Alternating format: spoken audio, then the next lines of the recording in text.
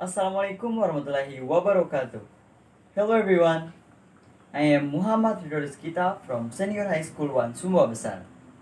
I will tell you a very interesting story by the title The Legend of PONAN. You ready to listen this story? Alright, let's get started. It is said that around the 15th century, in a small settlement of Moyohilir sub-district, there lived a child with his angry father. The mother had died 3 years earlier. His name is Gafar. He is 10 years old. He lives in economic constraints. However, he is very devout, diligent, and obedient to parents. He is also a child who likes to help others. One day, Gafar replaced his father to plowing the fields.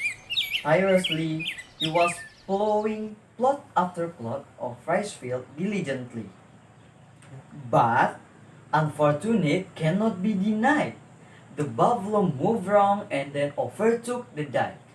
As a result, the plow was broken because it hit the dike, and the young child bounced and fell.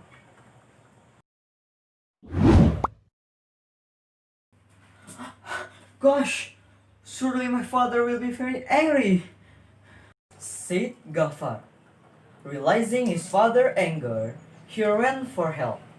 At the same time, his father came and found his plow was broken, while the buffalo was still attached. Oh my God! What happened? Where is Gafar? Gafar! Gafar! Where are you? Said his father.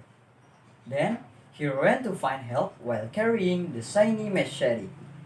Gafar saw his father from a distance. Shiny machete made him was so afraid.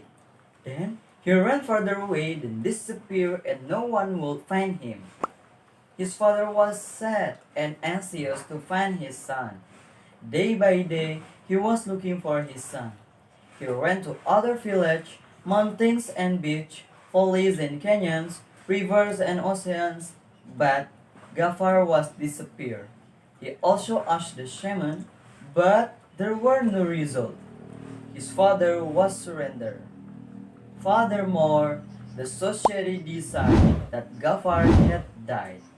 In this decision, all villagers expressed their condolence by holding a funeral ceremony. The plowing buffalo was slaughtered for that event. A few years later, when people stopped thinking about it, a good news came from a man named Karim. He said that the missing child will coming home. All people couldn't believe it, even though they were very happy. But some people were sad because the child's father had died. If Gafar came back, he will be alone in the village because no parents will love him anymore. Gafar, a child who has disappeared several years ago, suddenly came home. He was greeted with enthusiasm and gratitude by all people. He has turned into a charismatic figure. His appearance was calm and authoritative. However, many people were curious where he was. According to Gafar, he felt scared and panicked when his plow was broke during plowing. He saw his father carry shiny machete. He felt guilty, so he decided to go away. He ran as far as he could. He went along the hills and forests, and then finally he threw himself into the sea. In the midst of big wave, suddenly he was approached by a giant watermelon-shaped object. Then he tried to get on it. Day by day, month by month, he was swaying in the middle of ocean which had no direction. Finally, he arrived at a small island that was inhabited by wild animals. He looked nervously around the island. His eyes suddenly fixed on a large tree and towering over the sky. Without hesitation, He climbed the tree far to the top. He didn't realize that he was already in a giant bird nest. The bird name was Sangkaluda. The giant bird didn't realize that between its toes there was a young boy who was shivering with fear. After that, Sangkaluda flew for find a prey. Meanwhile, Gafar was still on the bird's claws. They flew away a cluster of islands. The spread of its wings partially obscured the sunlight. Finally, the bird came to the vast of savannah. That's where Gafar breaks free. He ran across the vast field. He was looking for a spring to release his thirst. But in the middle of his wanderings, suddenly a big hairy black creature came to attack him. The creature was named Prabuaban. There was a fierce battle between Gafar and Prabuaban. With a very sharp knife, Gafar ripped through the animal's stomach until it died. Then Gafar was back on his way. The skin of Prabuaban was used to cover his body so that when other beasts saw him, they would be afraid and run. In short, Gafar came to the river where the water was very clear. He drank the river water to release his thirst.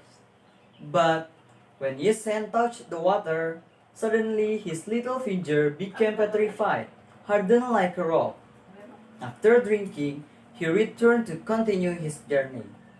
He was not sure where it was going. Nearing sunset, in the middle of jungle, the call to prayer was faintly heard.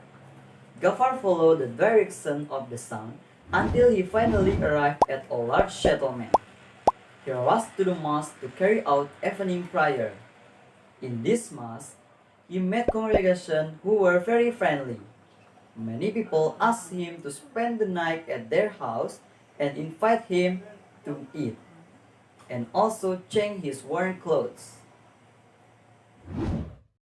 As time went on, Gafar, who was obedient to worship, was appointed by the local population to become a mosque guard.